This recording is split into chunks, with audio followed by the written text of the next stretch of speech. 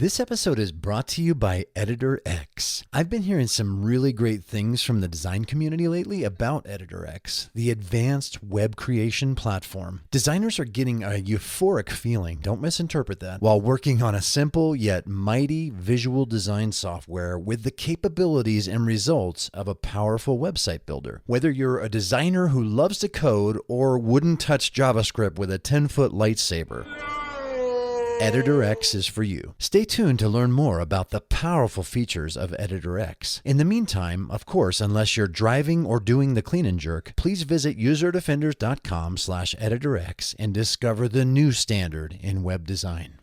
If you have a heart of service and you're willing to be that empathetic person that is willing to put yourself in other people's shoes, to care about what they're going through, even though you can't understand their experience, maybe you can do this. There's a role for you. There's so many roles in user experience. It's kind of like a pinch me moment every day where I get paid for this stuff. And it's awesome when you find that thing that you feel a connection with who you are as a person and also your professional life. It's pretty cool. I can't really explain it. It's like an eclipse, like the sun and the moon kind of meet at the same time. You feel like who you are internally as a person. And then you find this role that you feel like matches who you are. And it kind of just comes naturally to you. That feeling is out of this world. Welcome to the User Defenders Podcast, where we interview UX superheroes who fight for the users in order to inspire and equip you to do the same.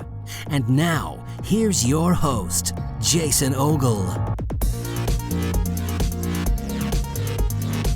Greetings, User Defenders. Welcome to episode 79. I'm your host, Jason Ogle. Here's a fun treat I've never done before. In this episode, I shine the spotlight on listeners Jordan Burke and Joel Ryerson, who recently landed their first job in UX. Hear them tell their inspiring stories of their journey getting here while gaining some valuable insights on how you can too. I was blown away at the depth, insight, authenticity, and value they both added with their motivational and entertaining stories of struggle and ultimately triumph.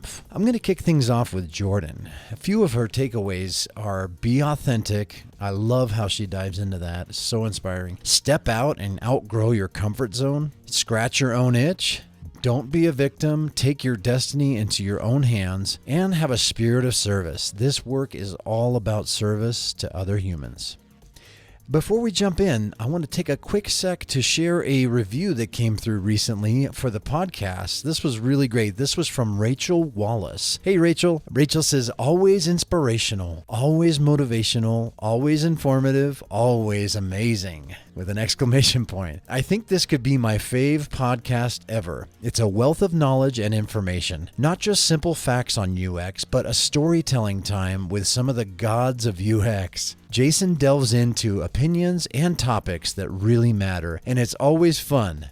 Thank you. Well, thank you, Rachel. That is super inspiring. I'm honored that you took the time to share this and that you said so many kind things. So thank you so much. I appreciate it. Defenders listening, if you have a few moments to spare, would you leave a rating and review wherever you consume this podcast? That would mean a great deal to me and would definitely help the show. And who knows, I may be reading your review in the near future. So thanks so much in advance. And thank you, Defenders, for listening. I really appreciate it. I know there's a lot of options, but thanks for listening to this podcast and for coming back time and again. Some of you have been on this journey from day one, and that's going on 6 years now. Wow, incredible. So thank you so much. Please enjoy this awesome episode. All right, Defenders, today I have Jordan Burke with me, and Jordan is a new UXer. And that's one of the reasons that I wanted to have her on, to really describe her journey and how she got here. And I know she has a lot to share. And so I'm excited to jump in. I just wanted to touch on how we met. We met on LinkedIn, and Jordan found the podcast, and you landed your first job recently in UX. Yay. Yay! And so, yes. So we're celebrating that. And I know the Defenders listening are really curious. They'd love to learn more about you, but also, and especially about how you got here, how you got your foot in the door. It's hard. And it's very draining in every way, emotionally, physically, mentally, spiritually. It can be that way. So, Jordan, I want to pass it over to you. I want to let you introduce yourself and fill in the blanks to the Defenders listening before we jump in. Absolutely, absolutely. So yes, we met on LinkedIn and I was in the middle of a year-long boot camp and it was an assignment. It was an assignment to reach out to someone in the field. And like I was telling you, I tried to self-sabotage myself because I was hoping that you would be so busy that you would not respond to my message. And you did. And you were super generous. And, I was worried about things like, am I supposed to like buy him coffee or lunch or something? Like I don't know how this works. And it was just an awesome conversation. At that time, obviously, like I said, I was in boot camp and it's been kind of a whirlwind. It's been a whirlwind. I went from working mostly customer service jobs to now feeling like I have an actual career and making a difference. So I'm super excited to be here with you today, just because, like I said, it's definitely a full circle moment. I never expected that I'd be sitting here as a guest, listening the same podcast that I started with when I was first discovering what UX even was. Just, oh, user defenders, this sounds great. Like, I love this. So yeah, very, very happy to be here. That's so cool. So UX, this is a really fascinating field. It's interesting. And I really believe, like, you ask 10 UXers what UX means, I think you may get 10 different answers, perhaps. And it's just a very complex field. There's a lot of different tiers and arms to this thing, right? I'm really curious, like, why UX and what excited you about this field enough to want to go all in and land your first job here? Absolutely. So that's kind of a very simple response that could be a long story, but I'll make it short. I was working in customer service, like I said. I was a claims representative for a very large insurance company. And we had internal software programs we were using to process claims. And one of them was just so antiquated and old, and it looked ugly. It felt horrible to use. It was just like, I'm sitting at my desk and I'm thinking, who made this? Like, who made this and why? Why did they do this? And I'm just thinking, I had a background in graphic design. I'm like, I could make this look better. I could make this feel better. I could make it actually do the things that we needed to do to process these claims. What is that? What's that job? Can I work here and do that instead? And so I spent my lunch break that day kind of researching and discovering what, user experience was. Like you said, it's a very, very broad term that means so many different things to so many different people. And as my definition of that has changed and evolved, I think that's kind of what has helped me figure out what I like, what I don't like, and what I think the path to my niche is going to be. Because like you said, I'm very, very new. I'm very humbled in understanding and respecting the vets in this field, So yeah, that's kind of how that started. I was trying to solve my own problem. I was trying to solve the problem of dealing with a program or a technology that I hated, that was, for the internal user experience of that company, was really horrible for all of us. And yeah, I saw it as a way to maybe be able to apply my graphic design skills, which I was mostly using for like logos and flyers and like simple web design projects. I saw it as a way to be able to apply that to something that I felt would actually make a difference and to actually solve problems and improve processes and all these things I hadn't considered before. So I wasn't the girl that thought I would go into tech. My husband is a computer science major and he's getting ready to graduate. And he used to try to explain things to me, like what a GUI was and different programs he had created. He made like a little asteroid blaster game and he was trying to explain the science behind that to me. And it was like in one ear, out the other. So I definitely didn't think that tech could be for me.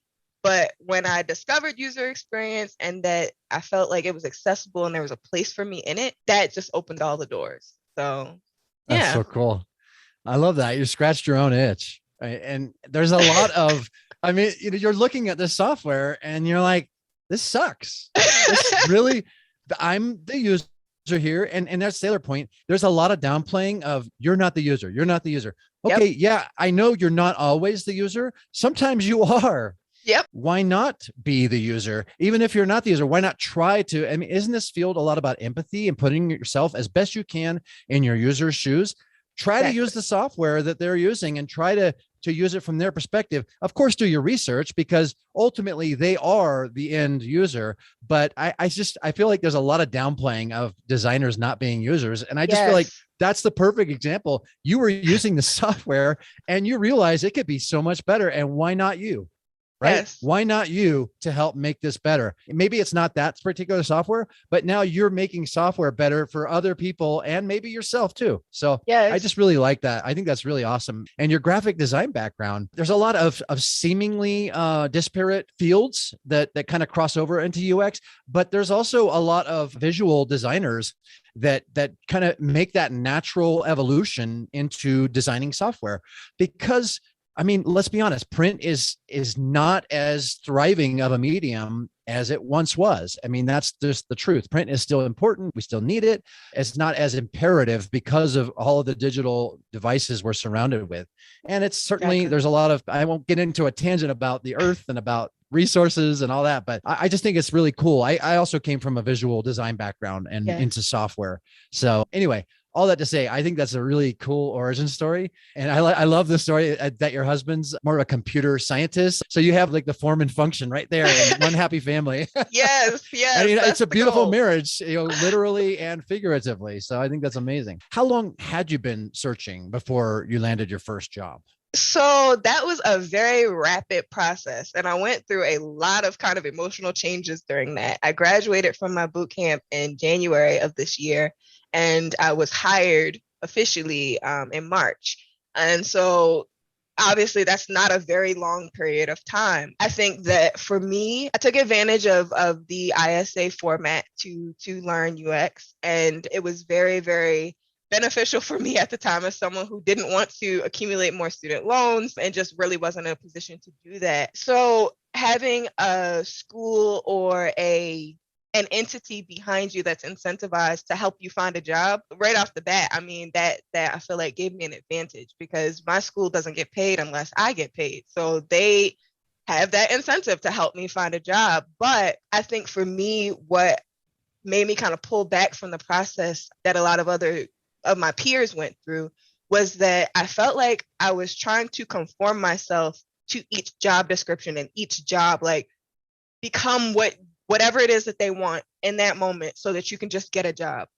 And I tried to do that a couple times, and it was like, this is so against everything that feels right and good about, number one, being in this field and who I am. I can't do it like this. I can't do it like this.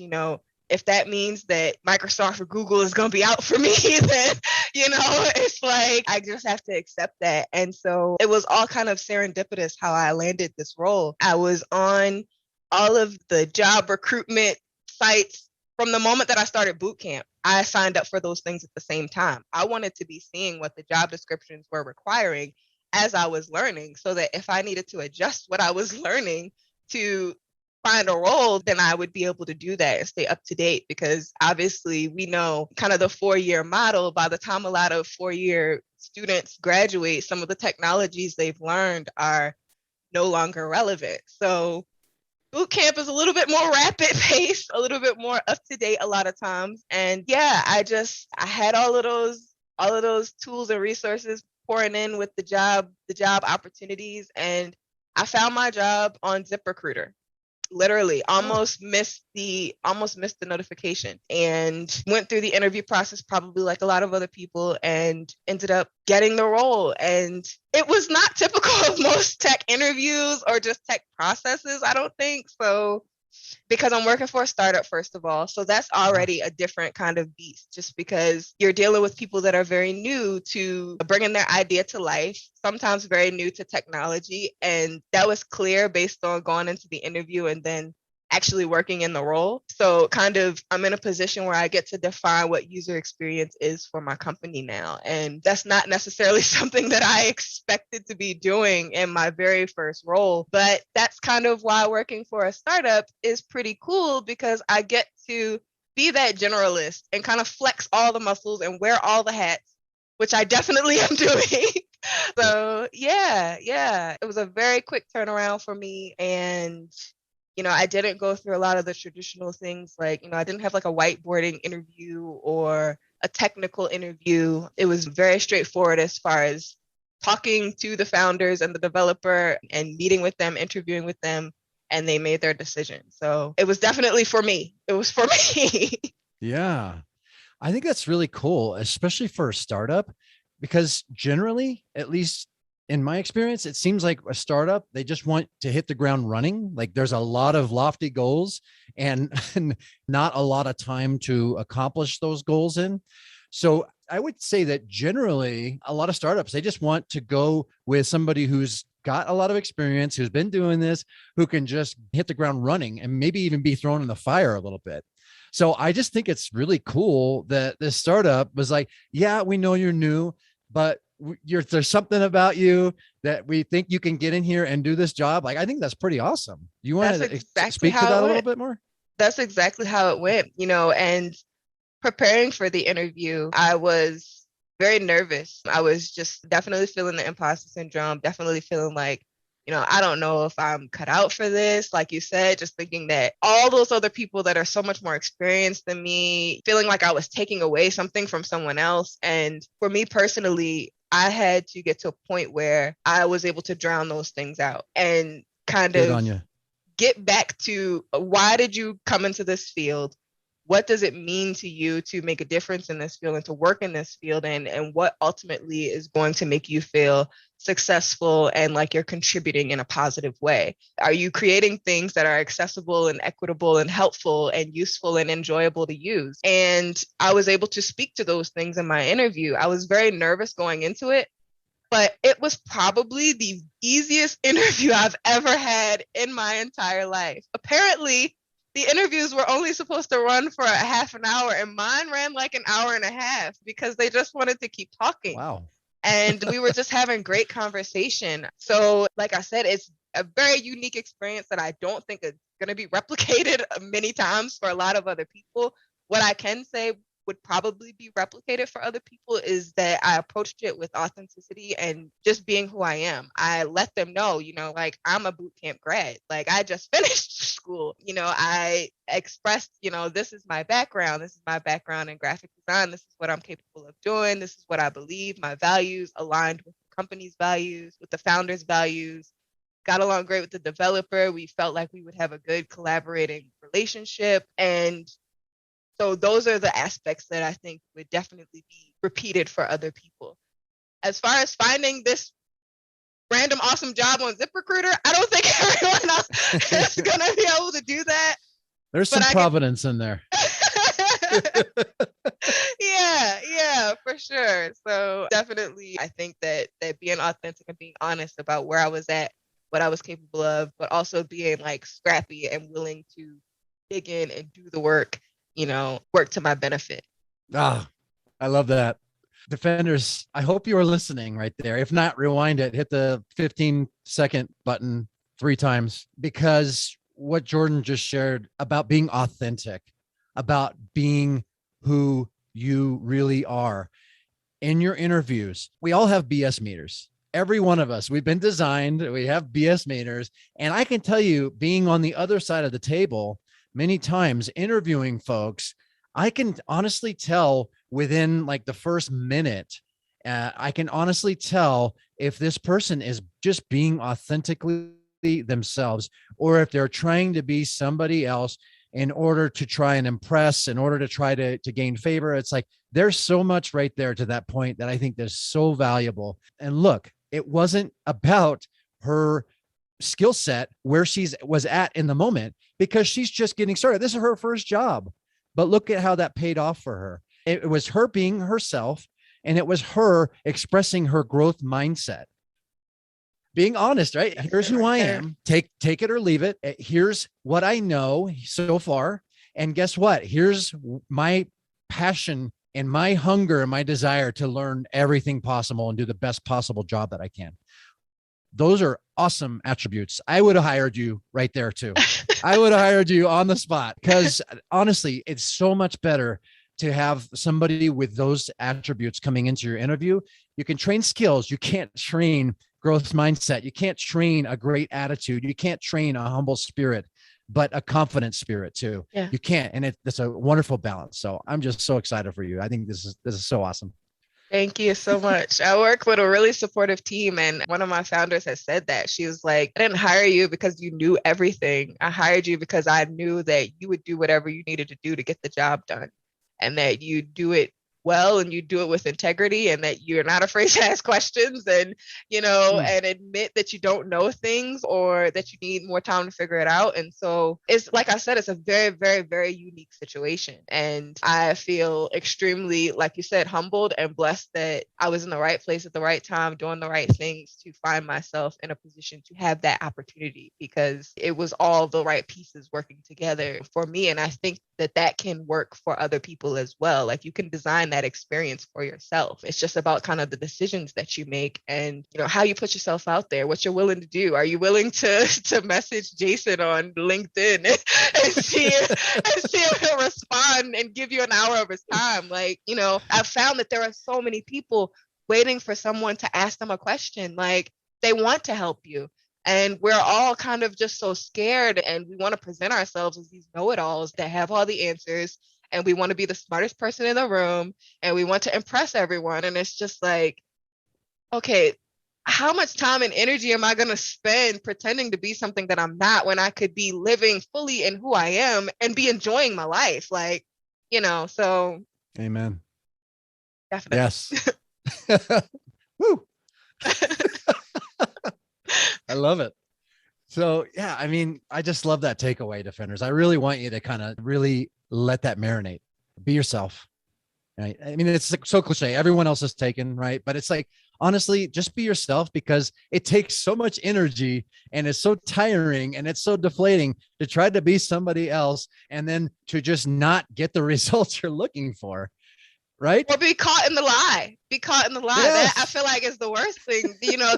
That's my worst fear, is to pretend that I know something and then somebody asks me about it and I'm like, well, and it's let me try to remember what I told you. yeah. Why do that? Why do that? And this field is changing, like you said, just because so many people define this as so many different things. It's changing so rapidly that you might as well just find your spot and make your own way, make your own path. So go definitely. all in. I love it. What were some of your biggest challenges along the way? Like, if you can name even just one or two of your major challenges that you still remember getting here. Definitely top two, my health and feeling unqualified. So imposter syndrome. And I know that sounds like, everybody says that, but like, for me personally, I have lupus. And so it's very unpredictable. And it's not the kind of disease or disorder that lends itself well to working in a very structured, typical 9-to-5 environment, because, if I have a lupus flare, I might be down for a week. And so the pandemic definitely opened up a lot of different opportunities for me to be able to participate in new ways, just because everybody went digital. So finishing school, going into that job search process and interviewing, like, it was easier because of having that option. It was also really unfortunate that we had to have a pandemic for these things to come about, kind of these accessibility issues to come about and be brought to the light, that people who have disabilities have been, kind of screaming about for years. But my health was an unpredictable factor. And then just feeling like, do I belong here? And can I do this? Can I really make a career out of this? Is it going to be suited for me? Am I going to be able to support my family? So that financial security piece as well. Like, I want to do something I'm passionate about, but I have 2 children and I have a husband, and I need to be able to contribute to. I feel like we need money to survive. It's just, it's the nature of our capitalist society that whether you want to participate in that or not, you need it to survive. So I wanted to feel like I was actually earning my way and that I was qualified to do so. And then just trying to manage the different health things that would come up. I mean, at one point over the last year, they thought I had cancer. I was getting biopsies done. I was at one point doing a presentation from a hospital bed. It was like our capstone project, and my team we were all just super nervous. And I'm like, I have nurses coming in and out, and I'm just like, just one more slide. The presentation's almost done, just one more, just wait a minute, but I think you mentioned mindset before. And I think that was the biggest shift for me. Shifting out of, for both the health issues and the imposter syndrome, trying to shift out of kind of a victim mindset. I'm a Black woman from Baltimore. I have a family history that doesn't necessarily lend itself to predicting a successful career and life for me. And so it's something I had to choose. I had to decide, like, this is what I want for myself. This is what I want for my family. And it's not to discount, some of the systemic things that might be working against me, but a lot of that power is in my hands to decide, how am I going to deal with the issues that I've been presented to solve the problems that I want to solve. And the problem that I was trying to solve was, I need a career that I'm passionate about, that's meaningful to me, that allows me to support my family. These are the issues I have. I have a chronic illness that I'm going to have forever. I feel unqualified a lot of times. How do I overcome those things? Like, what are you going to choose, Jordan? So yeah, I'd say those were the two biggest hurdles. And just like I said, changing my mindset was huge in deciding that whether somebody was going to help hand or give it to me or not, that I was going to go out there and get it. So you're an inspiration, Jordan. I don't feel like one, but thank you. You are. I'm just surviving. You are. You're a fighter. And I love talking to folks like you, and that I'm inspired already. We're not even done yet. I was inspired about 5 minutes ago, and we were talking about being yourself. This is so good. So you mentioned mindset, and as you know, I'm a huge advocate of growth mindset. Yep. And honestly, Defenders, I haven't mentioned it in a while, but if you haven't read Dr. Carol Dweck's mindset book, she really was the one that came up with this, putting a title on it, and did a ton of research around this subject. It's so good. That book literally changed my life. It changed my entire outlook.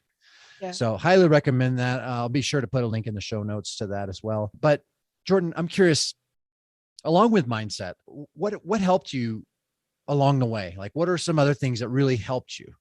Oh my gosh, man, my peers, like, the people that I was in boots on the ground in class with, that we were trying to figure out.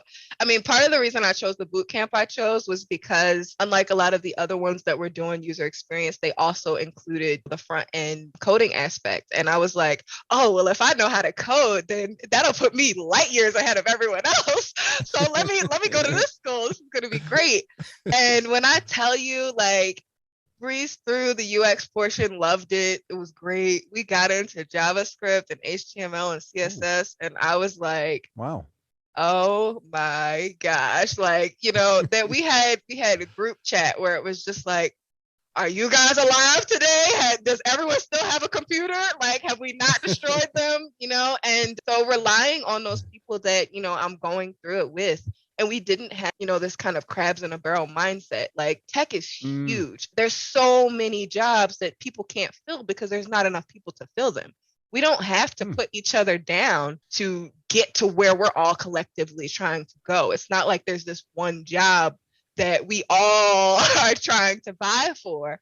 So, relying on each other and supporting one another in various ways. I mean, we supported one another mentally, financially sometimes, and just in so many ways. So relying on those people, the staff at my school, people like you that are already working in this field and are willing to share. I had so many resources. Twitter, there were so many people I found on Twitter, like being exposed to what Black tech Twitter was, it was amazing to find myself in a community of people that, like I said before, it just wasn't a field that I thought I could go into. So to find out and be exposed that there's so many people like me that are already doing this, like, wow, like we belong here. That felt great. That community, finding other communities on Slack, going to workshops. I have so many courses between like Udemy and Skillshare and listening to podcasts and things I found on LinkedIn and like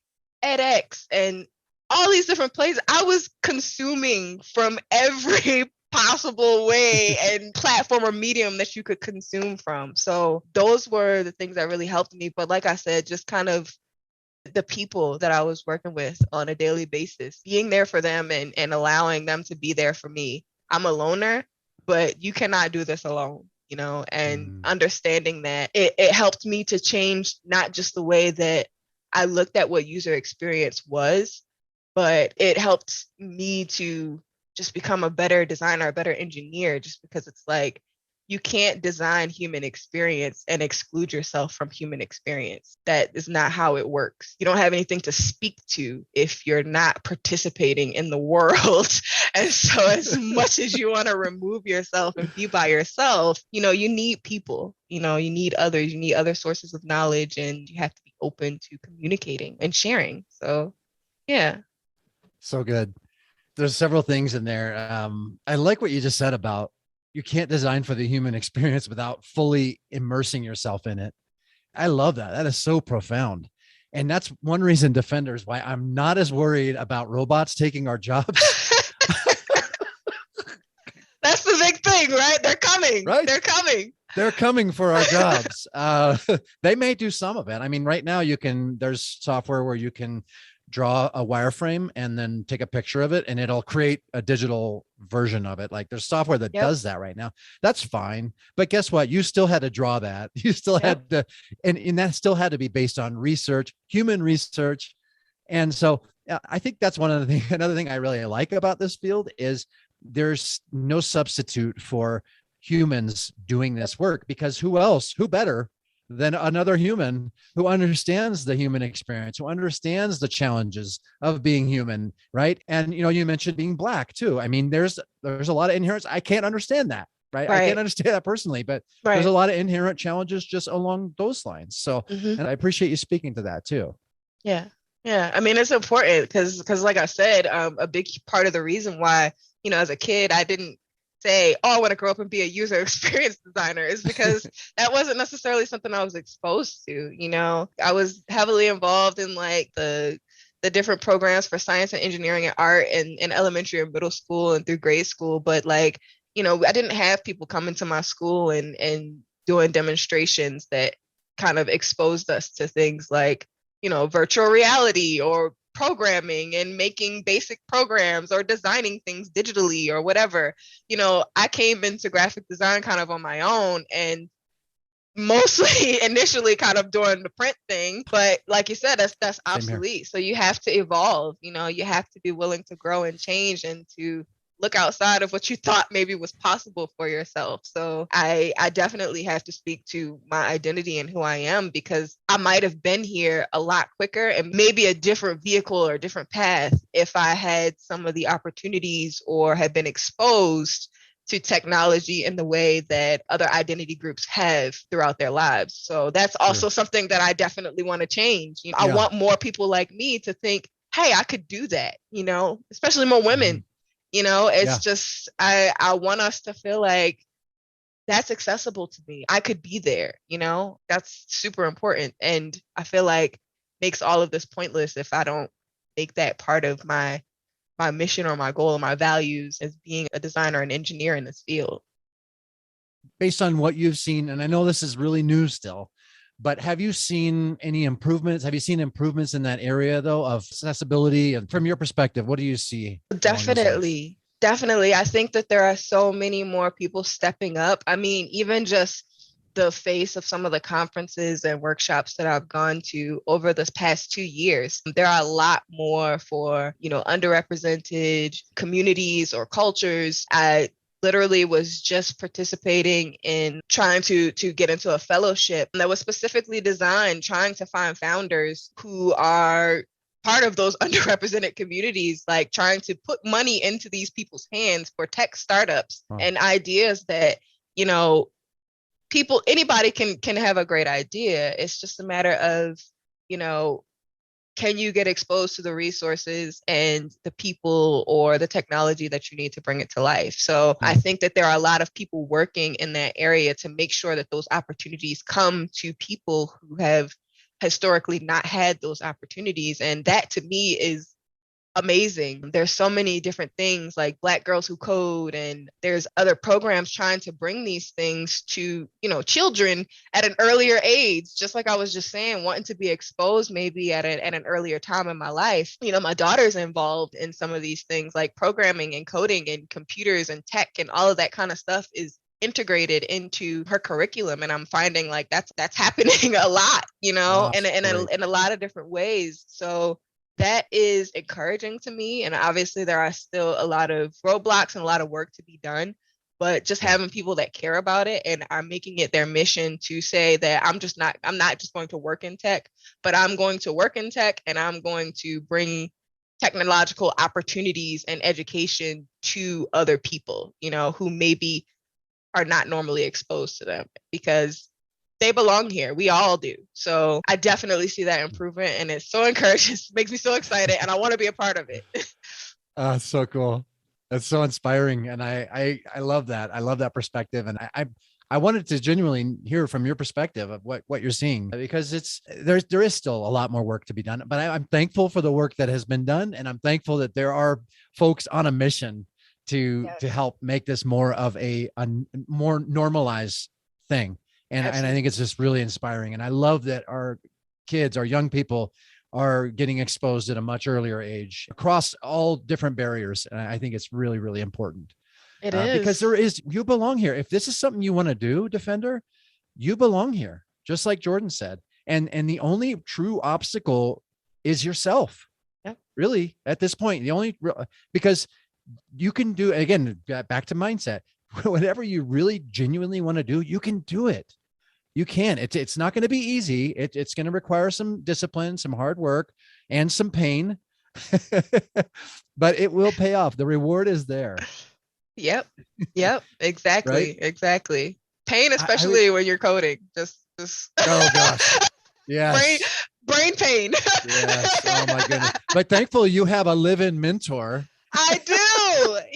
And it's so funny. One of my friends commented about that, and I was like, I said, we're kind of in competition now. Like, we want to see who can learn more languages and do more stuff, And so I told my husband, the thing that I used to say before I really knew anything about tech was, I would do something by myself without his help on my computer. And I would say, oh my gosh, I'm so dev now. I'm so dev. So that's our little inside joke now. And whenever we do something and it's simple error, restart your computer, just little technology issues, we're like, wow, you're so dev now. So. I put that on a t-shirt. Yes, absolutely. Absolutely. I want to comment on one thing that you just shared is about you belong here. And this is an analogy. I know that Defenders, this is a fun fact. Jordan's a neighbor. She probably lives within 5 miles of me. So I think that's really awesome too. So I just want to speak to the coffee analogy, because Starbucks, fortunately or unfortunately, depending on how you look at it, we've been kind of conditioned to think of Starbucks. We think of that naked mermaid, maybe not naked. It used to be naked, by the way, fun fact. In the 70s, they had to change that. But you think of the siren. It's true. Google it. There's a bunch of Defenders Googling right now. Show me the original Starbucks siren. I mean, they go crazy about the cups now. They really have gone crazy about the cups back then. I mean... It's true. But all I had to say, there's coffee that is so much better than Starbucks. And I will tell you that I used to work at Starbucks. I appreciate Starbucks for what they've done for coffee culture in America, but there's coffee that's so much better and fresher. But here's the thing, a new coffee shop, maybe a local or whatever, may be worried oh no, there's Starbucks everywhere. Right. And what are my chances of getting a customer base like that? You don't need the customer base Starbucks has. You just need 1,000 true fans, right? You just need a strong customer base that returns to you. My point is that there's room for you here. This isn't a contest. We need more designers. We need more diversity. We need more hungry, passionate designers like Jordan diving in, going, here I am, send me. How can I serve? How can I make a difference in this world using my skills and make life better for my users? And I love that a lot. And here's my point, Jordan, with the local reference. I love that Dutch Brothers is cropping up, and they're strategically planting themselves right next to Starbucks. Yes. And every time and there's one right near my church, and every time we drive by, I just get such a kick out of it. You compare the drive-through lines of Starbucks and Dutch Bros. There is absolutely no comparison. Okay. So that's me getting a little competitive. Okay. That is me being competitive. But my point is, people are going to buy Starbucks, and a lot more people are going to buy Dutch Brothers, at least in this town. Yep.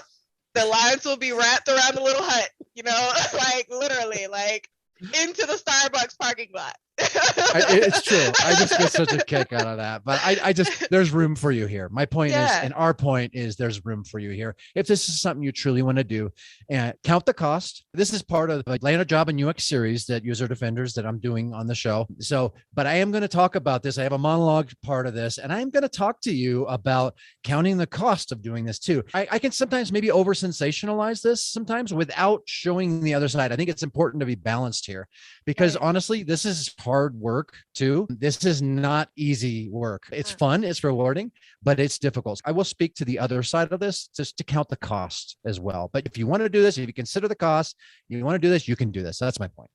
Yep. I have to say, like, I 100% agree, because, you know, there is kind of a darker underbelly. Like, you know, a lot of students that I started with didn't finish their boot camp. I know that I'm speaking from a place of privilege, even in who I am and my identity. I'm speaking from a place of privilege because I was able to sit down with my husband and say, I want to take a year off of working and go to school to study user experience design and engineering. Like, and my family collectively had to make the sacrifice. And 2020 was a hard year for everybody, but it was an especially difficult year for us in so many ways, because of the fact that I was not working and that I was studying this and trying to make a career pivot, you know, in the midst of a lot of other different things. And like the Dutch Brothers reference, it's like, you know, if you're authentic and true to yourself, you have an audience. You know, you have, and if you have a spirit of service, because you said that too. And I think that some people come into this and it's not about service. It's about, well, what can I do for me and I, you know, and it's like, I feel like no matter how many definitions of user experience or human computer interaction or customer experience or, you know, employee experience, there's so many now, but no matter which definition or who you're talking to, service is somewhere in there. We're serving people. We're serving different purposes. We're providing services or products. And so if you want to serve and you're truly coming at it from a place of wanting to serve, which means that you're listening to the people you're trying to service and provide for, and you're keeping them at the forefront and focusing on what they truly need and what they want. And sometimes anticipating things that they need or want that they don't realize they need or want because you have that insight.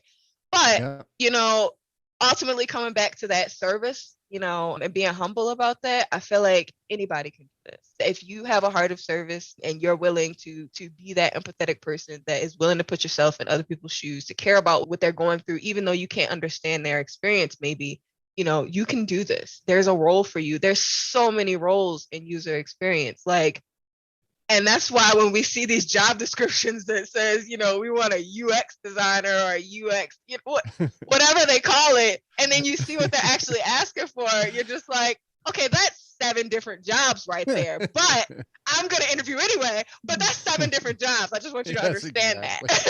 So, you know, definitely. I just had to jump in on there. You really do have to. I mean, this is a metaphor. The superhero is a metaphor, but honestly, like when you here's what you just said, like they're looking for a superhero. Yep. For real. The unicorn myth is real. They really want unicorns. I mean, you look at these, and I mean, it's constantly on Twitter. Like, you know, we're constantly joking about it. Like, oh, you know, you want a junior developer role with 5 years of experience, but you need to know 25 antiquated languages and have 100 years of experience. And like, wait a minute, this doesn't even make any sense. So exactly. So yeah. Recruiters, can we stop that, please? Please. Like, should be over a long time. Like, we're wasting so much time. There's talent, and the exact person that you're looking for, you're missing them because you're convoluting what you actually want, what you actually need. So yes. Less Disney fairy tales. Less Disney fairy tales. And here's the thing too, going back to the authenticity, you expect recruiters, I'm speaking to you, you expect the people on the other side of the table you're interviewing to be authentic. You be authentic too. Please. Okay. Thank you. That's the tweet. That's the tweet. Yeah, that's it. That's the tweet. I'm having so much fun. So again, as we start wrapping up, unfortunately, because I want to keep going, but it is a beautiful Saturday, and I It did tell you is. 1 hour, and it's going over because I had some technical difficulties, and I thought it was Jordan's fault, and it was my fault. And then I'm yelling at my husband. And then she's getting on to her husband, which she please apologize to him for me on my behalf, because he looked a little worried. I saw him in the camera. He had a worried look on his face. Yeah. That's I'm my like, fault. Not rescheduling this. Fix it now. Oh, it's so fun. As designers, we know we need constraints, but we also want...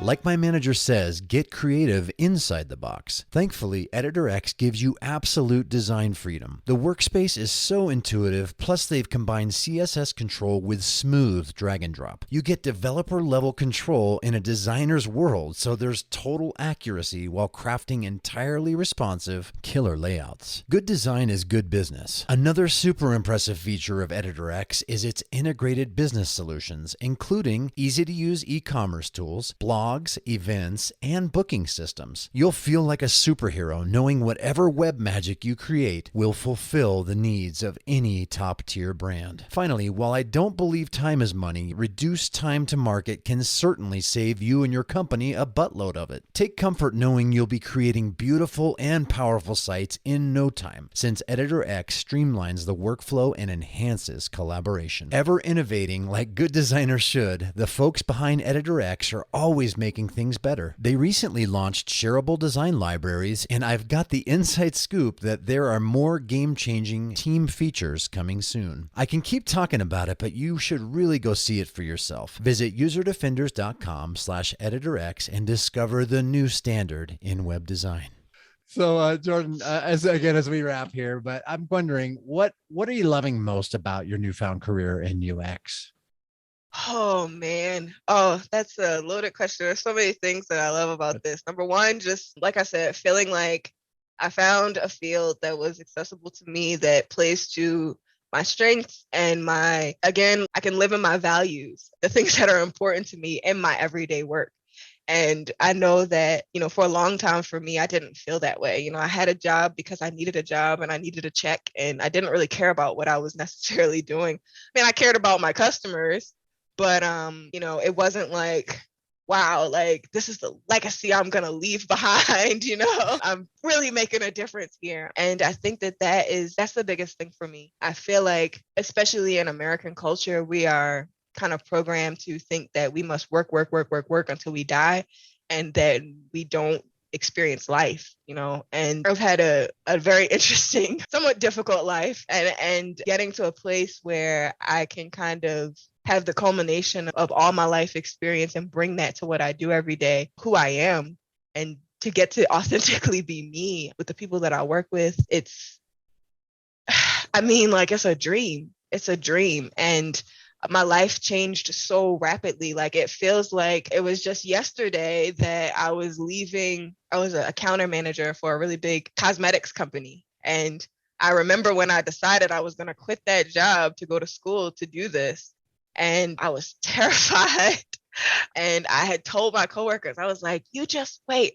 I'm going to come back in here and I'm going to have an amazing job. And da da da da da da da. And, it was kind of like, okay, Jordan, but I'm doing it. I'm living it. And I feel, I don't know, I feel so amazing and blessed and lucky and all of those things, just because it's like, I know that I put in a lot of hard work, but I also know that, hard work meets preparation, and that's where you find luck. So I've had a bit of that too. And yeah, I think that's the biggest thing, just getting to be my authentic self every day. That was huge for me. I don't have to straighten my hair, or, I don't have to not wear my graphic tees that are from fandoms that people don't care about. I can do that at work every day and be my authentic self, and they love that about me. So yeah, I love that. And I want that for everybody. I think we should all, if we have to work, we should be able to work at something that we can be passionate about and that we can be of service to one another,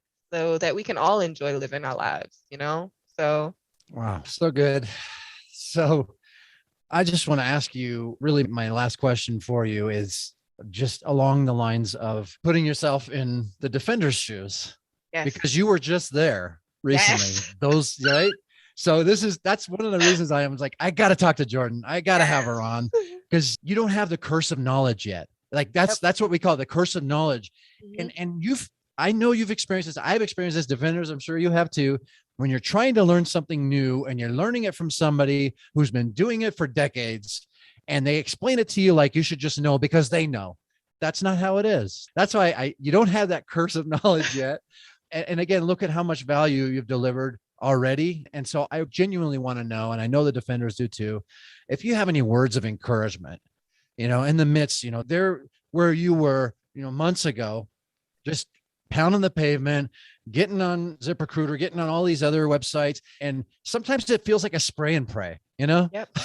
Literally. I'm just going to throw all these seeds out and just hope that one of them gets watered and one of them gets some sunshine, right? Yep. So what would you say to those defenders listening that are in a similar position that you were, again, just really trying really hard to break in, and maybe feeling really discouraged, maybe feeling like they're not good enough, maybe feeling like they don't know who they are? Like, can you speak to those folks? So definitely. And to your point of people explaining things in ways that are just far more advanced than they need to be. I'm a huge fan of The Office, and there's an episode where Michael Scott is like, explain it to me like I'm 5, and so that's kind of what I explain it like I'm 5. Okay. And if you can explain it like you're 5, then anybody can understand it. But I get it completely. I mean, I came to this from a place working, doing jobs that had absolutely nothing to do with this. So I would say, number one, you need to decide what you want, and you need to decide what you want or what your goal is in tech or in UX or whatever it is that you're trying to get into in this field, in this space. You need to define that for yourself before you go out and try to listen to what everybody else is telling you think you should be doing. If you don't know what you actually want, you can be swayed into so many different directions. And again, this field is so broad that you'll find yourself just kind of on this spiral of trying to learn every new thing that you possibly can. So be clear about what your goal is, and don't make money and financial success or reward your source in this. Again, this goes back to service. So I think that those things are a benefit. Those things are going to come regardless. Be clear about what you want. Stay focused on that. Be authentic in who you are. And I feel like it doesn't matter if you filled out 50 job applications or 5. That opportunity that is uniquely for you, it's not for anyone else. And I don't mean to try to like get spiritual, but like I've been telling so many of my friends this lately, that and I'm seeing it happen for them. It's like, they're trying. Those same peers that I was talking about being in class with, I may have gotten a job sooner or later than they have, but seeing them come into their opportunities, and the thing that they say is, I had to go through everything that I went through to get to this opportunity that was specifically for me. And it's because they were authentic in who they were. They were clear about what they wanted. They didn't let that be swayed by the shiny new thing syndrome, and just being clear on the fact that I want this and I'm not going to let anybody stop me from getting it. That goes back into that whole mindset thing. And we know Jason's big on mindset, and it sounds so cliche. I hate it, but like, it really is. Like, you have to change how you think about getting these opportunities or being in this space. Because if you don't believe that you belong here, if you don't believe you're capable of it, if you're constantly kind of like, oh, well, I'll go do this, or they said I should study this, or I'll do this, or I'll do that, then you're never going to get anywhere. And it's really going to feel like you're on that hamster wheel. So, when I decided I'm going to stop listening to everybody else, define and get clear about why I'm here and what I'm setting out to do, the values and the culture of a company that I'm looking for, that's when my opportunity came. And it was just for me. So please, please, please, please don't give up. I was literally listening to this podcast like, I don't know what these people are talking about. And that was a year and a half ago. I had no concept. I was so new. And now it's just like, obviously I'm telling everybody that I know to listen to it. But I mean, I understand and I can engage in the conversation now. And I didn't give up. So please don't. Please don't. It's so hard. And it feels like application after application after application, or, interview after interview after interview. I'm not finding it. What's wrong with me? There's nothing wrong with you. You just have not synced up with that unique opportunity that is specifically for you, that role that is for you, that is out there. So yeah, please don't give up. Please don't give up. Please don't give up. Believe in yourself. Stay true and focused on what it is that you want and what you're setting out to do. Ah, so inspiring. Jordan, you're amazing. You are an inspiration. I want to know, because I'm sure the defenders want to connect and keep up with you. So could you, whatever channel or whatever means that they can follow your journey, I would love it if you could share that with us. Sure. So it's funny. In the last episode, you were talking about trying to quit social media. And that was something that I have actively been trying to do, just because, you discussed in that episode about the level of focus you're able to achieve when you do that. But I also think it's a tool that can be used very valuably. Right now, you can find me on Twitter, and that's at Please Send Vector. That's for my graphic design days. And that's spelled PLZSND as in David Vector. And then I'm also on LinkedIn at Jordan Burke. And those are the best ways to reach me right now. I'm working on a personal blog site / portfolio, just as a place to kind of share what I'm doing, things I'm interested in, resources that I've found on design and different people. But those are the two places you can find me right now. Trying to limit myself from every other social media platform, just because for my own anxiety and mental health, it's a good thing to back up off of that. But yeah. Good on you. I'm with you. It's a tug of war. It is. It can be such a time suck, but it also can be such a tool, a great tool. So I'm really on the fence. I'm on the fence on it. But so hard. It is. But I think that's great. So I'll be sure to link that in the show notes, defenders, as well, so you don't have to remember that. But I appreciate Jordan mentioning that, and I know you're going to want to connect, and I know you're going to want to keep up, because she's on the rise. And just keep an eye out. That's all I'm saying. Keep an eye out. I appreciate Jordan, you so much. Likewise. So thank you so much for being here. Thank you for sharing your journey, your story. There's so much more to you. I feel like we should do another kind of origin story sometime. I really do. Like there's a lot of depth to you there. And so, we'll keep that on the back burner, so to speak. But yeah, absolutely, neighbor. And let's, hey, we got In-N-Out Burger. Yay. I know, right? Oh my gosh. The defenders are like, I don't care about that. Why are you talking about? Well, it's a connection I have with Jordan. Yes. We're neighbors. It's important to us. That's important stuff. Come on. In-N-Out and Dutch Brothers. Yes. For the win. All right, Jordan. Well, thanks again so much, my friend. And honestly, this has been so rich, so deep, so inspiring. Thank you again. Let's stay in touch. And last but not least, as always, fight on, my friend. I love it when he says that. That was great, right? Jordan is an inspiration, and I'm so glad that we connected, and I'm super excited to continue to watch her newfound UX career just blow up. Next up is Joel Ryerson. Joel's a good friend, and he recently landed his first job in UX as well. Here's a few takeaways from our conversation. Be a goldfish. If you have seen Ted Lasso, you know what he's talking about, so you got to stay tuned for that. Find community. That is so important, that takeaway. And by the way, there is a community for user defenders. It's a little quiet right now, but maybe you are the one to come in and liven things up a little bit. Go to community.userdefenders.com if you want to check that out. But along those lines, he encourages us to be open-minded, to try to connect with and learn from as many people as possible. And also, finally, the satisfaction of finding your calling in design. I really love Joel's heart. He's just so purposeful and empathic and just really loves learning more about the human experience. So this is definitely a perfect fit for Joel, and you will discover why as you continue on listening to this inspiring and insightful conversation. Please enjoy. Hey, Defenders. Today I have Joel Ryerson with me, and Joel is a listener of the show. He's a supporter of the show. He's a friend of mine. We've gotten to know each other really well over the past year and a half. Joel has been on a journey to land his first job in UX. And that's really a big part of why we're having this discussion today. Is I really believe that Joel's story is going to help you, defenders listening, that you're in a similar situation as Joel was. He just landed his first job in UX not long ago, and he's got a lot to share. He's got a lot of value to add and a lot of inspiration. Joel's a passionate guy. I love that about him. He's full of empathy, and I also love that about him too. So I'm just going to go ahead and let Joel introduce himself, because I kind of did away with the formalities because we are friends. I didn't ask him for a bio or anything. So I'm just going to let Joel introduce himself to you and tell you a little bit about him. Like, Joel, take it away, my friend, and welcome officially to User Defenders Podcast. I'm super excited to have you on the show today. Yeah, awesome. Thanks so much. Thanks for the glowing introduction. Absolutely, my friend. It's easy.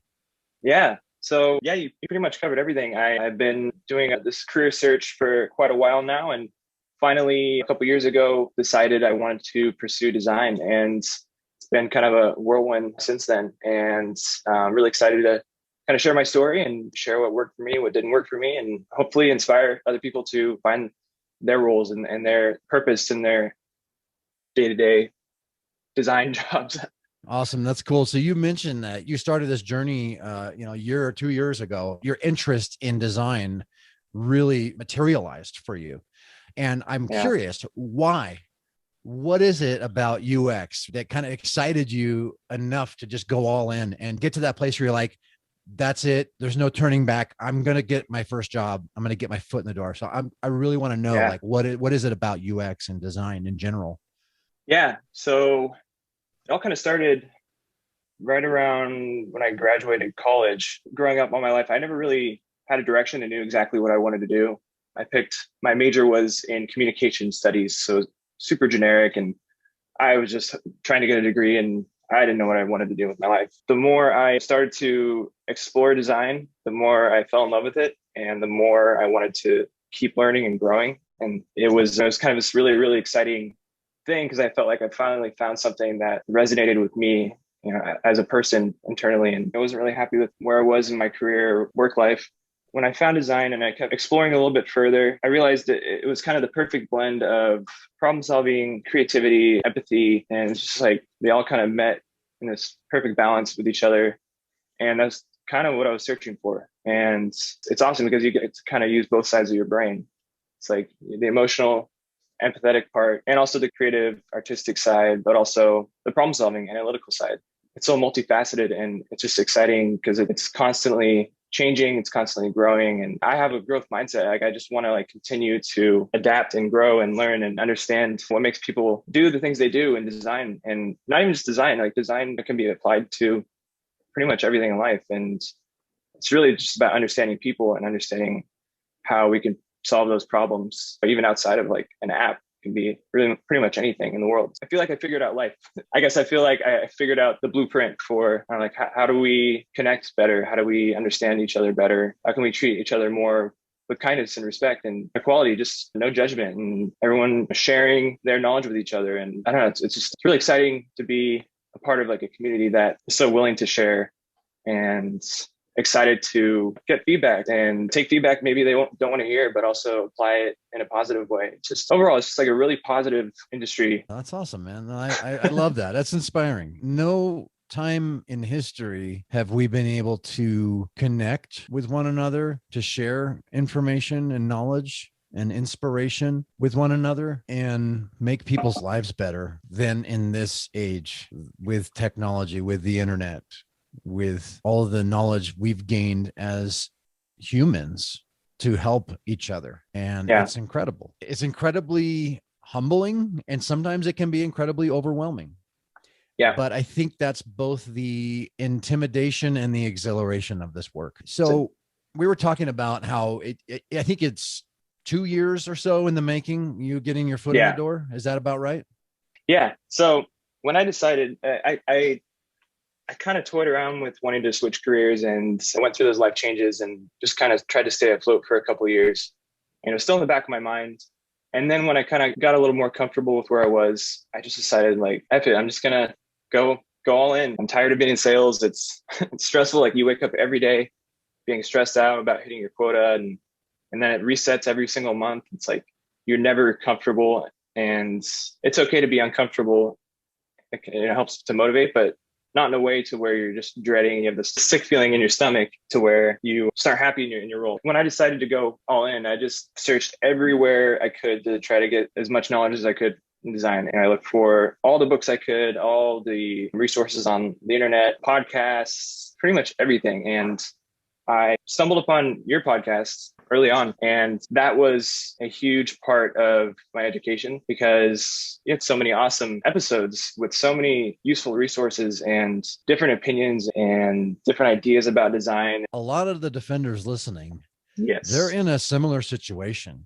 I can almost feel your heart, defender, listening, that you've been pounding the pavement. You've been submitting resume after resume and getting quote unquote rejections, which I like to reframe as redirections, over and over again. It is deflating. I know. I was there not long ago after having been employed for 7 years. I was there at the beginning of 2020 before the world started to implode. And it was hard. It's emotionally exhaustive to keep getting told no. Oftentimes you never get to hear why. You never get to hear. And if you ask, it's rare, maybe 1 out of 4 times somebody on the other side, a recruiter, headhunter, whatever, they'll actually take the time to tell you why. Because defenders, I know you have a growth mindset like Joel does. I know that's why you listen to the show. You want to grow, you want to get better. And so, of course, asking, may I ask why? May I ask what it is, why you passed, so that I can learn from this? I will, every time I will ask that question. And again, and I know 1 out of maybe every 4 times you'll get in. I know there's maybe some legal reasons why they may not tell you, offer that information on the outset, but man, it helps. So recruiters, if you're listening, if you are at liberty to share that information with those hopefuls on the other side, please tell them. And you may not want to offer that on the outset. You may want to wait until they ask, but if they ask, please tell them why, so they can learn and grow from it. I would say, well, having that growth mindset, and I kind of explain it as like a hunger for just wanting to learn more and not feeling like you ever know everything. And always kind of feeling like there's something else that I need to learn, either, about myself or about my role, or I try to take any experience in my life and try to learn from it, even if it's a negative experience. And starting out, I just tried to ingest as much content as I could from all different media sources. It's having that hunger to continue learning. And I don't know how to explain it. The passion just kind of drove me. And so it's just kind of this natural motivation and drive. And then as you continue to grow and learn, it just kind of snowballs into, even bigger hunger and excitement and curiosity for what else is out there. Yeah. Did you get a lot of rejections along the way? Quote unquote, again? Definitely got a lot of rejection from doing interviews and applying for jobs. And it can definitely, if you let it, when you face rejection, either when you're applying for a job or during an interview, it can definitely hurt, but you have to kind of pivot and have a mindset of learning from it and what can I do to be better? And kind of like you said, like asking why, if you have the opportunity, but also maybe asking why internally about yourself. And maybe there's nothing, maybe you didn't do anything wrong. Maybe they found someone with more experience, or maybe it's not about you at all. And just the excitement is there's other opportunities out there. And there's not just that one job. It's like, if that one doesn't work out, then it wasn't meant to be. And there's other stuff that you can find out there. And you just got to be proactive and continue to kind of push to find that role. Have you watched Ted Lasso? I have not. Oh, but that guy's pretty funny. It's really good. You should actually watch it because it's like, it's really, really inspiring and very uplifting, positive show. Huh. And yeah, it kind of reminds me of certain aspects of design about, he just understands people and understands how to manage people and treat everyone kind of as individuals and to really understand what makes them tick and what motivates them. He's a college football coach who gets hired as a football European soccer coach in London. And yeah, it's a funny premise, but one of the players messes up in practice. He's really hard on himself. And then Ted comes up to him, he says, "You know what the happiest animal on earth is? It's a goldfish. You know why? No. It's got a 10-second memory. Be a goldfish, Sam." Yeah? That was inspiring. It's like, if you face adversity, if you face rejection, be a goldfish. Just forget about it, learn from it, and then move on, and then try to find the next thing. So I like that. Yeah, I'm going to be a goldfish. I like that, man. That's good advice. So I know, Joel, I know you were talking about some of the things that helped you along the way were just having that growth mindset, really a hunger to learn, buying books, listening to podcasts, the User Defenders being one. And I'm grateful for that, to know that the show helped you. Is there anything else that really, really helped you along the way? Yeah, I think just being open to connecting with as many people as possible. Community. Yeah, it kind of goes along with the hunger. It's just try to connect with as many people as possible, learn from them. Even if it's not something you don't really resonate with, try to find a common connection and see what makes them successful. I always try to learn from anyone that I meet, and basically not say no to like an opportunity to connect with someone, and just kind of see what happens. With no expectation, just authentically just connect with people and see where it goes. And you're bound to learn something new. Connect with others within the field you're looking to land in, right? And just try to form those relationships and be willing to ask for help. Don't be too proud to ask for help, because especially in this field, like you said earlier, Joel, I have met some of the most kind, humble, passionate, smart people I've ever known in my life. In this field, because of design, because of UX, because the very nature of this work is service. That is at the heart of this work. We are serving others and often laying ourselves down in the midst of making others better and helping others get better. That's why the superhero metaphor works so well, I think, with this show, because that's what superheroes do every single day. Hey, Defenders, this is Andy Vitale. Just like you, every day I'm out there fighting for the users. You're listening to the User Defenders podcast with Jason Ogle. Yeah, it really is. And I would say being humble, not ever thinking you have everything figured out, and doing your best to build that empathy muscle. I think you said in your most recent episode about empathy is not agreeing. You don't have to agree with them, but you can understand, where they're coming from and be in their shoes. And I think a lot of people forget that. I think people think you have to agree with them. You have to feel exactly what they're feeling, but kind of getting that mindset consistently and trying to get inspiration from everything in the world. Your podcast was like seriously kind of the main source of my education. It helped me branch out to learn about all these designers that you interviewed, but also they talk about all of the books that they've read. So every time you or the person you're interviewing is mentioned a book, I would write down the list. So I have a giant list of all the books, and I just every time I just buy the book, and now I have a huge stack of books I still need to read, but I'm going to get there. I'll get there eventually. But honestly, though, it's kind of like sports. I call them coaching trees. Like Bill Walsh back in the 80s, he has like a crazy coaching tree because all of his assistant coaches ended up becoming head coaches. And because they learned probably from what made him successful. And it's kind of the same way, like your podcast like helped me branch out to understand the bigger world of design. And it's kind of just still having that mindset of how can we understand more and more? How can we get bigger and bigger and branch out? And your podcast was a huge influence on that. So like authentically is honestly, that was, it's pretty awesome. So that means a lot, Joel. Thank you. Sincerely. I think one of the things that made your podcast so inspirational and exciting for me when I was learning from the beginning is the energy, like your episodes and your podcast is very welcoming. It's not intimidating for someone who's just learning. It's coming in kind of humbly and like a servant, and it's not scary. You start to think like, oh, I can do this. This is cool, just because of your mentality and how you talk about it. It's not I'm the best and I'm gonna show you how this is done. And it's more so like, we don't know everything. Like I'm not gonna know everything, and you're no different than me. I'm not anything special. It's just I love this, and I love connecting with people and empathy and being authentic, and that kind of just drives you. And so when you're starting out to a career change, it can be scary, and you're pretty sensitive at that point. Or you can be kind of flimsy if someone intimidates you, and then you have a bad experience with someone. But with your podcast, it was the exact opposite, and it kind of gave me hope that I can actually do this thing. So yeah. I love it. Thanks, man. When you got that call or that email, right? Hey, we want to bring you on. Right. What was that like, getting that response? What did that feel like? It was kind of mind blowing. It felt like the first time in my life I had got to somewhere where I actually wanted to be, and I went for it and I achieved it. It was kind of this moment of I just stopped and kind of reflected and like, okay, cool. This is what it feels like. This is awesome. And then my mind was like, well, you're not done here. So it's like, this is just the beginning. True designer right there. Yeah. It's, it never What's stops. next?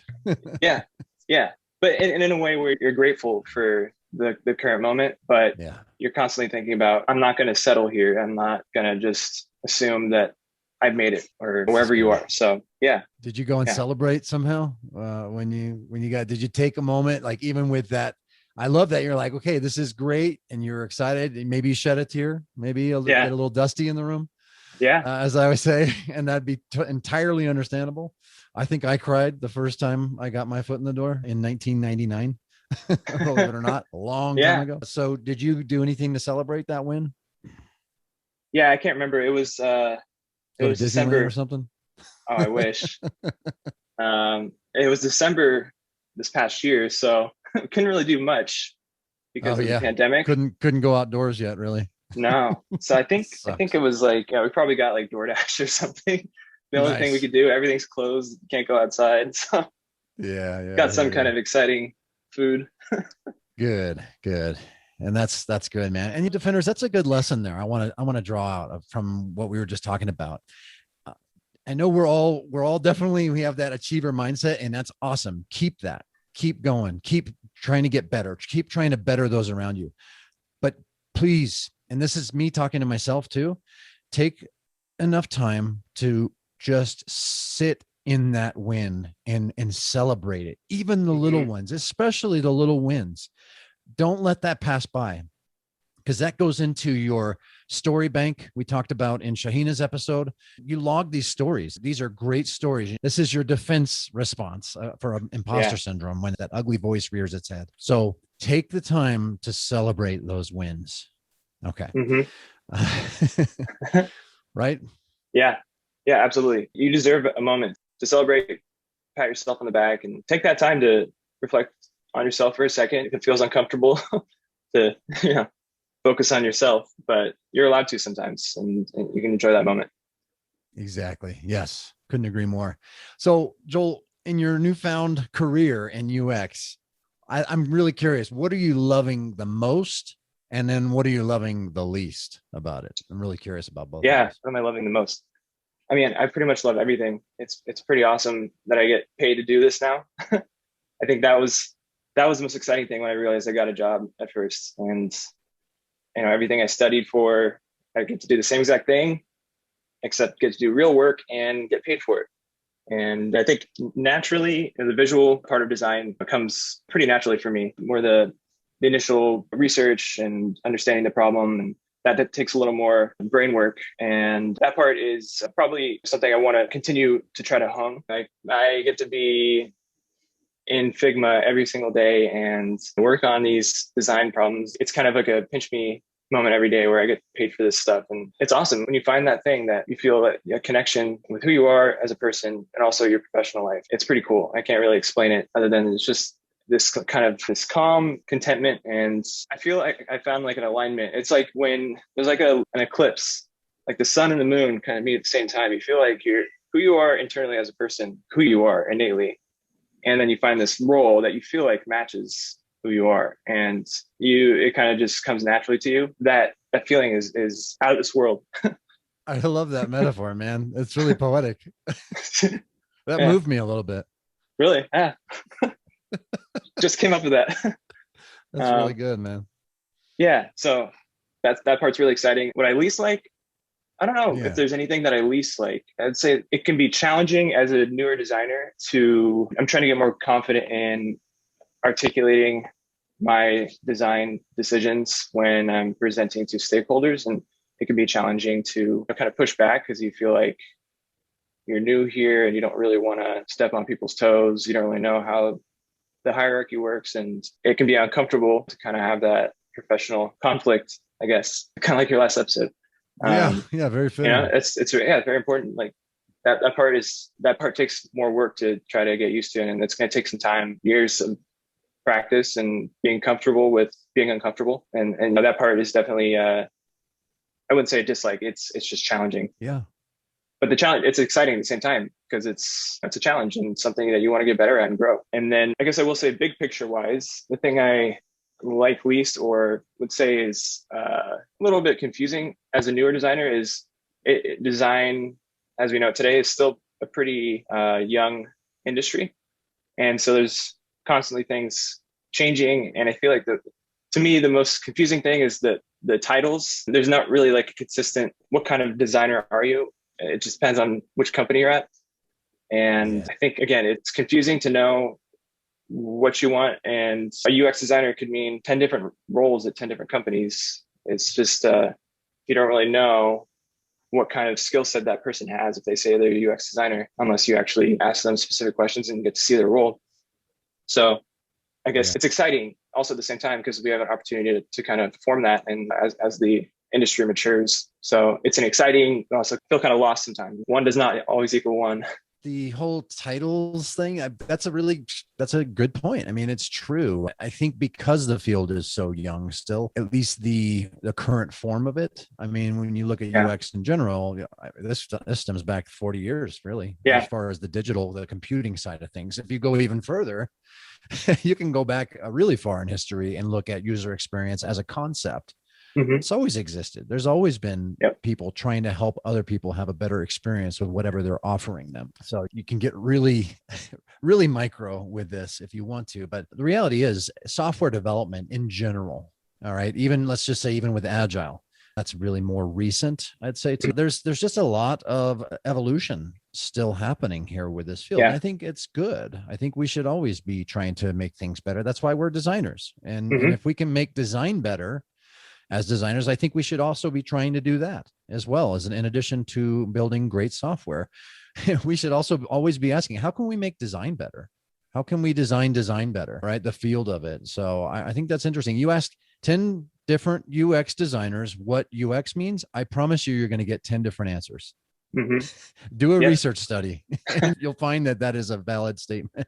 Yeah. So Joel, this has been so great. I do have one last question for you. And I think this is one of my favorite questions for the listeners, because we're all, again, wanting to hear from folks who have gotten there, who have struggled to get there, and like yourself, and who broke in. I'm always interested in knowing about encouragements, and you, especially being a newer designer, just getting your first foot in the door and knowing even more recently what that feels like. And again, being the empath you are, I am really curious what sort of advice and encouragements that you can offer our fellow defenders listening that are in a similar position as you, and they're really trying to break in and trying really hard and maybe even losing hope, actually.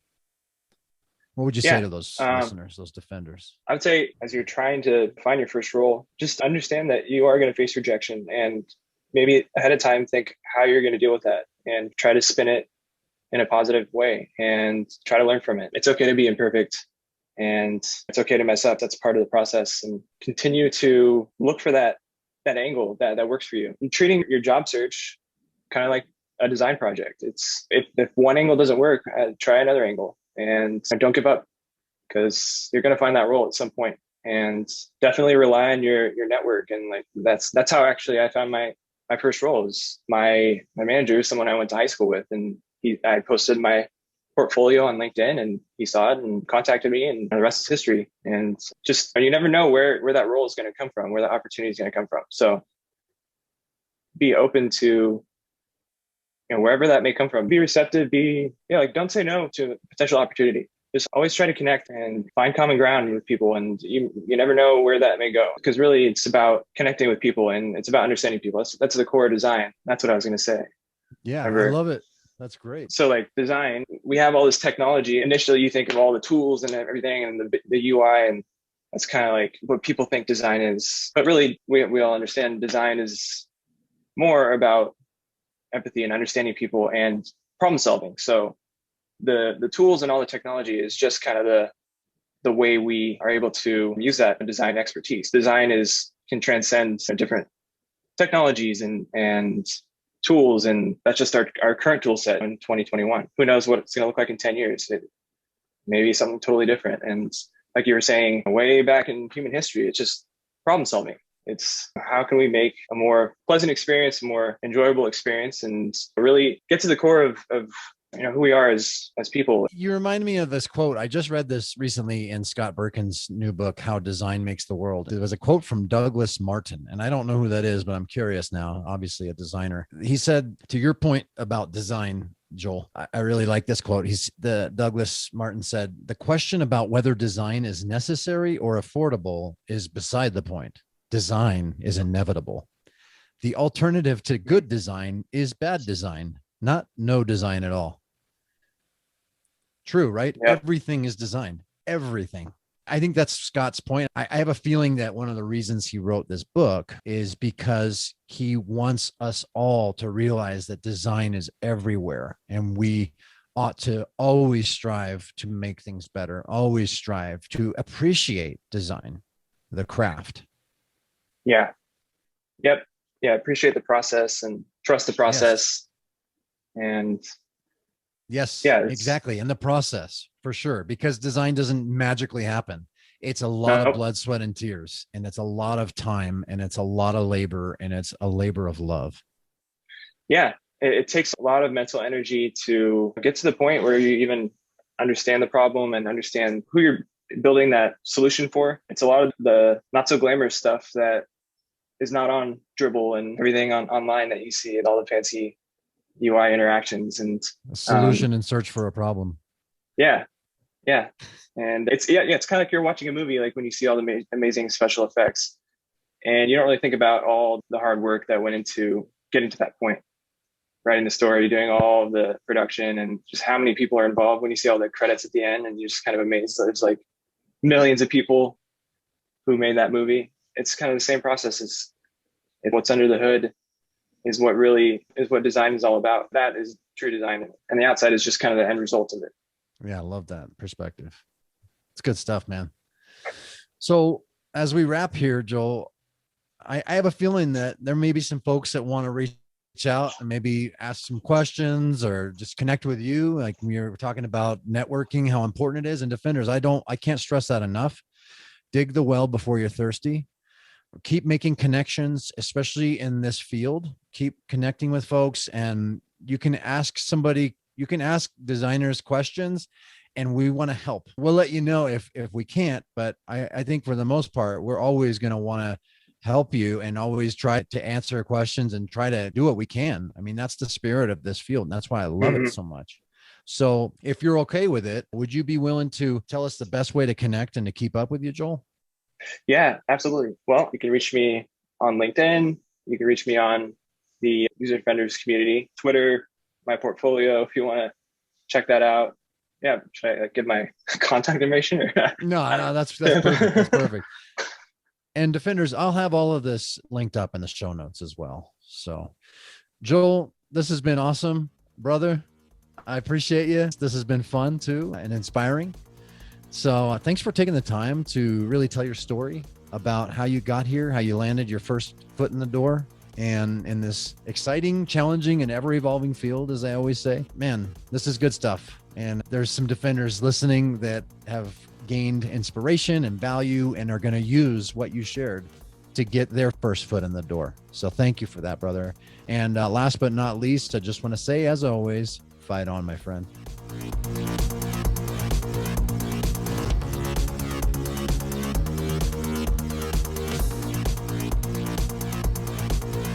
Inspiring, right? Joel is a deep dude, and I really appreciate how tapped in to the human experience he is and how that's making him an even more powerful designer already, and he's just getting started. So I don't know about you, but I'm super inspired by Jordan and Joel's powerful and enlightening stories of how they landed their first job in UX. I hope you found some awesome inspiration and tools to help you in your important UX job search. I definitely know firsthand how draining it can be, so my empathy is with you. It's also super rewarding when you find that right fit and start going to work doing what you love. I just got off my monthly one-on-one with Joel, and toward the end of the call, he was expressing tremendous gratitude. There's a U2 song that seems like almost everybody in the world has heard or is aware of. It's called I Still Haven't Found What I'm Looking For. Joel was sharing with me just how awesome it is that he gets to do this now as a career. And contrary to U2, he finally found what he's looking for. My reply to Joel was, Joel, I've been doing this for over 20 years now, and I still feel that way every single day. It never wears off. To which he said, good, I'm glad to hear that. If you really want to do this, Defender, you can.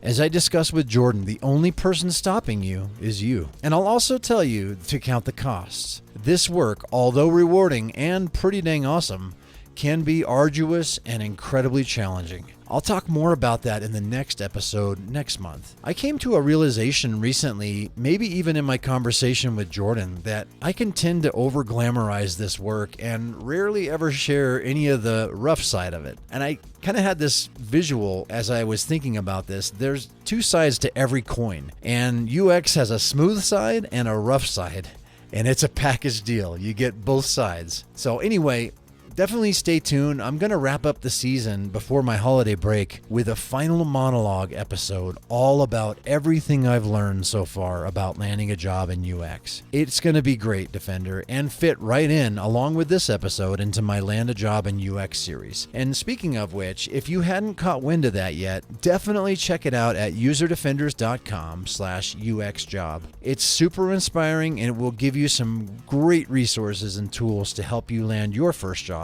and or next job in UX. Because like I say in the opening paragraph of that page, every single one of us is one conversation away from having to look for our next job in UX. So think about that. Tweet your takeaways, Defenders. I'm at User Defenders. Love to hear what you learned and what you're going to do with this information that you gleaned from these two awesome and inspiring interviews with fellow listeners who were in your shoes. If you're looking, they were in your shoes not long ago. My main hope for you is hope. That you come away from this episode feeling hopeful. If you've been feeling down in the dirt and just hard on yourself because it seems like you're getting rejection after rejection, you're taking it personally, it's hard not to. I just want you to really take heart and take hope. You can do this and just stay resilient. Fall 7, rise 8, right? As long as that rise number is one higher than the fall number, you're on the right track. Every one of us falls. Not every one of us gets back up. I want to take a second to do a quick Patreon thank you. Ellen Bibb. Thank you, Ellen, so much for becoming a patron recently of User Defenders. I just had a one-on-one with Ellen recently, actually just yesterday, and it was great. She's transitioning into UX after a thriving career as a graphics and visual design professional in the advertising space. So this is a natural evolution. I was able to coach her on how she ought to approach transitioning into UX. So that was really great. And speaking of one-on-ones, I would love to coach you. If you would like to meet with me on a monthly basis, I can do a video call with you and help you out with whatever you're struggling with design, I've got a lot of kids, so I know a thing or two about parenting. It could be anything. Again, I always joke we could talk about really silly movies like Troll 2 or Gymkata, any of those things. But yeah, definitely think about it and consider becoming a patron of the show. I'd love to get to know you more and, again, help mentor you along your important design journey. Check it out at userdefenders.com/Patreon. I want to thank Editor X for sponsoring this episode. Definitely check out their product. It's helping a lot of designers to get their portfolio online much quicker than doing what I did and trying to hand code your website. So definitely check it out at userdefenders.com/editorx. And again, next month, I sort of teased this a little bit, but I'm going to wrap up the season before holiday vacation, continuing in the Land a Job in UX theme with my monologue, everything I know so far about landing a job in UX. So it's going to be really deep. I'm going to just share everything that I've learned to date, and I think you're going to be really inspired and you're going to gain some really great insight into this important job search that you have right now. Whew, that took a lot of breath. Okay, So anyway, on that note, since I'm about done here finally, I want to thank you again so much for listening, Defender. Thank you for being along this journey. I'm always blesses me and continues to fuel me when I hear how much the show is making a difference for you in your life and in your design career. So definitely, anytime you want to share a love bomb with me, I'm always open to it. You can find me on Twitter or LinkedIn. I've actually been getting a lot more engagement on LinkedIn lately. Twitter seems to be sort of dying. I don't know what it is, but Twitter is kind of dead lately for me. But either one, User Defenders on Twitter, and you can find me at Jason Ogle on LinkedIn. So love to catch up with you, connect with you. Okay, that's all I got. Badia, that's all, folks. It's late. I'm trying to squeeze this out a couple days before release here, so I'm a little delirious.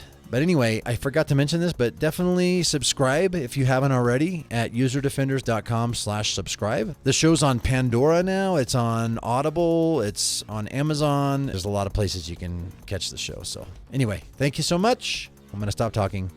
I love you.